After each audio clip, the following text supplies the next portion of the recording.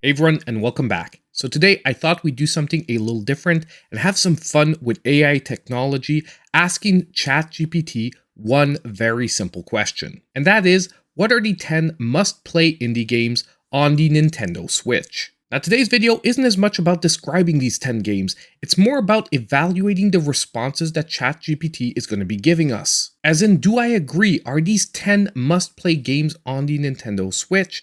And can ChatGPT actually be a trusted information source for these kind of lists? So hopefully you'll enjoy today's video and have some fun, and remember to subscribe to the channel if you aren't already and hit that like button.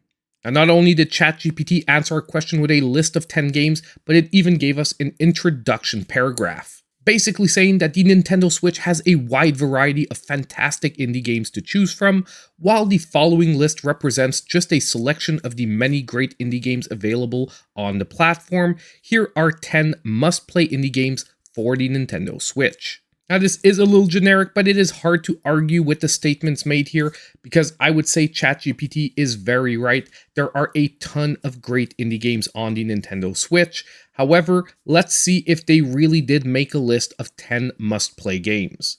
Now if we look at number 1 on this list, you know what? ChatGPT is starting out very strong with Celeste, a challenging and heartfelt platformer with tight controls, stunning pixel art, and a moving story about overcoming personal struggles. Now, you know what? I'm actually pretty surprised by this answer. This is not what I would have expected to be the number 1 answer coming from an AI source. Now, I'm not saying in any way that I disagree with this choice because Celeste is probably one of the best, if not the best, 2D platformer on the system.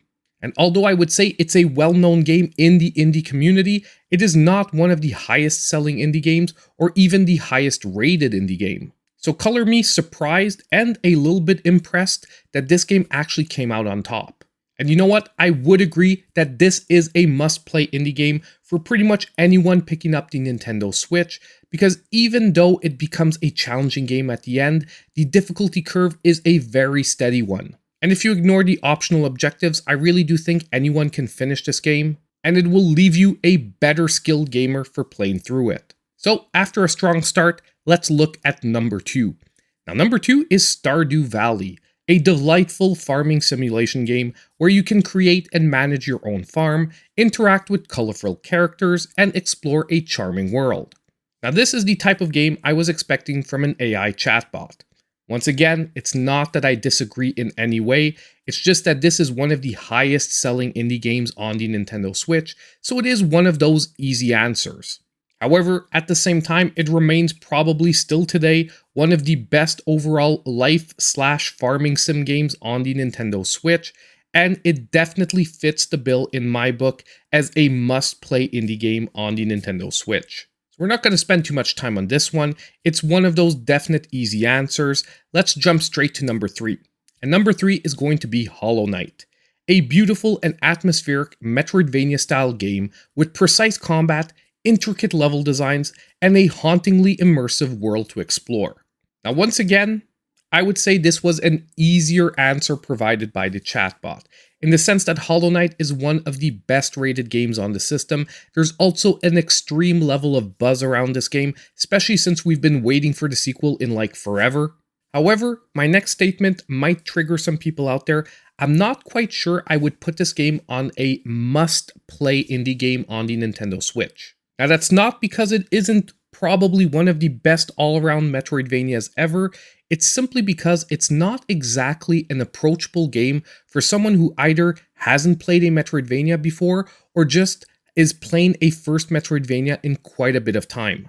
And although it does remain an amazing game, it's one of those games that you really do have to enjoy challenging gameplay. And a Metroidvania design that gives you very little to no direction on what to do or where to go. So it is a must-play game, but a must-play game for the right type of player. So now if we jump to the 4th game that ChatGPT came up with, and it is Undertale, a quirky and innovative RPG that subverts expectations, blending humor and charm and moral choices to create a memorable and emotionally impactful experience. Now once again, color me surprised and impressed. I really wasn't expecting this game on the list, and definitely not so high. However, once again, this is one of those games that I am definitely in total agreement. This is a must-play indie game on the Nintendo Switch. And contrary to the issues that I had with the previous game, this one has no approachability problems to it. And actually, in my opinion, probably has one of the strongest possibilities of turning someone into an RPG fan that just wasn't one before. And I would even go so far as to name this game an excellent game for getting people hooked on indie gaming that maybe previously just played AAA titles. Because although I quite enjoy the artistic style here, this is one of the perfect examples of gameplay over graphics. So you know what? I'm actually already quite impressed. We're only 4 games in, and already 2 are highly unexpected, yet excellent choices. So you know what? Let's keep going, and let's see if number 5 will surprise us as well. Now number 5 is Dead Cells, a fast-paced action platformer with roguelike elements offering challenging combat, rewarding exploration, and a multitude of unlockable weapons and abilities. Well, you know what, ChatGPT? Once again, you've hit the nail on its head, giving us one of the best roguelite action games on the Nintendo Switch. But not only that, it's also one of the most approachable ones in my opinion, maybe with only Hades being slightly more approachable, yet at the same time offering an extremely high skill ceiling for someone who really wants to master the game.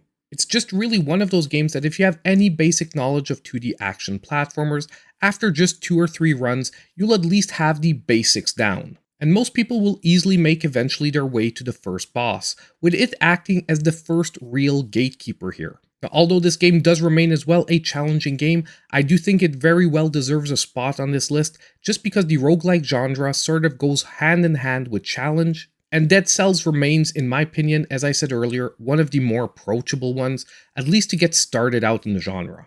So this was an excellent option by ChatGPT, however, it is once again one of those easier choices for today, so not a surprising, but yet a very worthy choice. Let's jump straight into number 6, Ori and the Blind Forest, the Definitive Edition. Although not strictly an indie game because it was originally developed by Moon Studios and published by Microsoft, it is a beautiful, emotionally driven Metroidvania-style game with stunning visuals and a captivating story.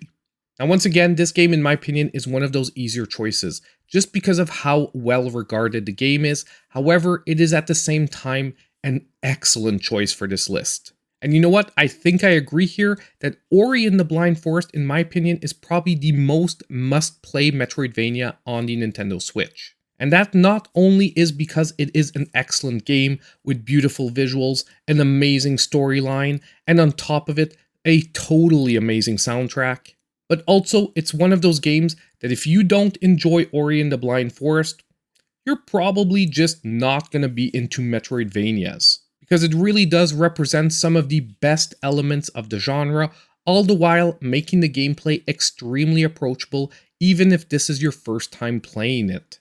And it still manages to offer some optional objectives that remain extremely challenging for players that are experienced in the genre and are looking for a higher challenge level. So as I said at the beginning, this was an easy choice, but you know what? I can't knock ChatGPT for the choice here because this game would definitely be on any of my must-play Nintendo Switch game lists. So you know what? We're getting into the home stretch. We're moving on to number 7, and number 7 is another surprising choice by this AI chatbot, and that is Cuphead, which is described as a visually stunning run-and-gun game inspired by 1930s cartoons featuring challenging boss battles, fantastic animation, and a jazzy soundtrack. Now once again, it's hard to argue with how awesome Cuphead is on the Nintendo Switch. And it's hard to argue with it being one of the best challenging run-and-gun games out there. However, challenging will remain my sticking point to why this game is a dangerous one to put on a must-play indie games list. And for the same reason as Hollow Knight, if you put this game on a list, you do have to specify that it is principally going to be enjoyed by people who have a high tolerance for a high challenge level. Because although I, on a personal level, completely love this game and definitely regard it as a must-play game for me on the Nintendo Switch, I know just as many people that tried it out hardly got past level 1 and never wanted to play it again. Why? Because a game that you have to repeat almost each level a dozen times before you can finish it, unless you're extremely well versed in general gaming, is just not going to be a game that's in everyone's wheelhouse. So once again, another unexpected yet great choice, however one that should definitely come with a huge warning and not just be plastered on a regular must-play list. And I cheated a little bit, I looked at the game beforehand. This is probably, overall, the most surprising game to come out on this list. It's Into the Breach, which is a turn-based strategy game from the creators of FTL or Faster Than Light, offering deep tactical gameplay, clever mechanics, and a time-traveling storyline. Now seriously, I have no idea how ChatGPT actually came up with this game on this list. Now don't get me wrong, once again, this is an amazing turn-based strategy game. So I'm not saying it doesn't deserve a spot on the list. I'm just saying that I'm really surprised this game actually came to the top. Because although it's a great game, it's also a very niche game. And once again, it's more on the challenging side for fans of turn-based strategy games. And if you are into that particular style of gameplay, I do agree that this game becomes an automatic must-play game. Like if you like challenging turn-based strategy and you haven't played Into the Breach yet, pick it up right away. However, in my opinion, it's definitely not a game to get someone into turn-based strategy that just doesn't play it on a regular basis. But still, at the same time, just color me impressed that this game came out of the woodwork in any way on this list. Having this game here makes me extremely curious about what sources ChatGPT is using to populate the list. I am really extremely impressed here. Now if we move on to number 9, and Gris, or how it's supposed to be pronounced, Gris. A visually striking platformer with hand-drawn art and a powerful narrative that explores themes of grief, loss, and personal growth. Now you know what, guys? For the first time on this list so far, I disagree. Is this a good game? Yes. Will it be a great game for people who enjoy artistic gameplay? Yes, it will. But is it a must-play game on the Nintendo Switch? I'm not sure. Now don't get me wrong here, I enjoy this game. If you're the type of player that can enjoy artistic expression above, let's say, the best gameplay out there, then you definitely will love Gris as well. However, to me, a must-play game on the Nintendo Switch is one that will cater to a wide variety of audiences, and a game that generally has a potential to pull in players into a genre that they're not necessarily normally into. And as I've been saying from the beginning, although Gris remains a really good game, I really don't think it has the mass appeal to do so. This is maybe the first game that I sort of disagree with ChatGPT. Once again, I'd really be interested in seeing what sources it was pulling from to make this game a must-play game on the list. Now if we move into number 10, our final game for today, we have Katana Zero, a stylish action platformer with time-bending mechanics, intense combat, and a captivating neo-noir storyline that keeps you engaged throughout. Once again, an unexpected answer from the AI source. And you know what? I agree with this one. Is it the best indie action game on the Nintendo Switch? No, I can at least think of 2 or 3 that are better, Cyber Shadow being probably the primary example of what I would have selected, but it remains a game that is extremely unique in its mechanics. And although it is challenging, in my opinion, it isn't challenging to the point of putting people off of action gameplay. And especially for games with time-bending mechanics, it's probably one of the most must-play games that I can think of. Not the only one, but definitely one of them. And yet again, color me impressed that this game actually came out. Because once again, is it very well known in the indie community? Yes. But is it one of those most sold games? No. Is it one of the highest rated games? No again. But still, in my opinion, a must-play game. So overall today, you know what? I had a ton of fun doing this. And really, I have been impressed with some of the answers that came out of this AI chatbot. And you know what? Out of the 10 games, only 4 or 5 of the games were what I would call easy answer games. The other 5 games on the list were actually impressive choices by ChatGPT. And although there were about 3 games out there that I definitely think should have came with a warning as extremely challenging games for anyone trying to jump into them, they remained nonetheless valid choices as long as the player choosing them knows what they're getting into.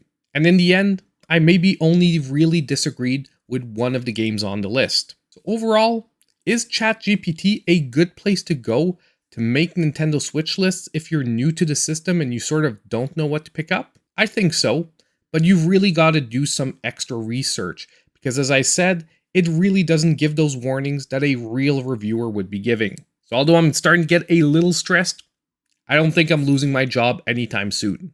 Did you like this video? Because I know I had a ton of fun making it. Let me know in the comments down below. And just as usual, on the way out, don't forget, if you did like the video, hit that like button, subscribe to the channel if you aren't already, and click on that notification bell so you know when all my future content comes out. As usual, I hope I'll see you in my next video.